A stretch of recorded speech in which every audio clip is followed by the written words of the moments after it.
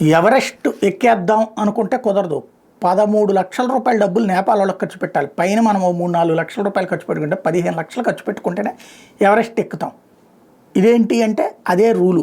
మనకు తెలియదు కదా, వాళ్ళు ఎక్కేశారు వీళ్ళు ఎక్కేశారంటే డబ్బులు ఎంత ఖర్చు పెట్టాలంట. ఇదివరకు ఉన్న రేటుని పెంచింది ఇప్పుడు నేపాల్. ప్రపంచంలో అత్యంత ఎత్తైన శిఖరం మౌంట్ ఎవరెస్ట్ అధిరోహణ అనుమతి రుసుముని నేపాల్ ప్రభుత్వం భారీగా పెంచింది. తాజా నిర్ణయంతో ఒక్క పర్వతారోహుడు చెల్లించాల్సిన మొత్తం $11,000 నుంచి $15,000 చేరింది. సవరించిన పర్వతారోహణ నిబంధనల ప్రకారం వసంత ఋతువు మార్చి నుంచి మేలో దక్షిణ మార్గం నుంచి ఎవరెస్ట్ని అధిరోహించే విదేశీయులు $15,000 $12,96,580 కట్టాల్సి ఉంటుంది. ప్రస్తుత రుసుము $11,000 కంటే ఇది 36% అధికం. శరద్ ఋతువు సెప్టెంబర్ నుంచి నవంబర్లో పర్వతారోహణ చేసే ఒక్క వ్యక్తి $7,500 అంటే $6,48,605. శీతాకాలం అంటే డిసెంబర్ ఫిబ్రవరి, వర్షాకాలానికి జూన్ ఆగస్టు రుసుములు $3,700 అంటే $3,24,300 ప్రకటించింది.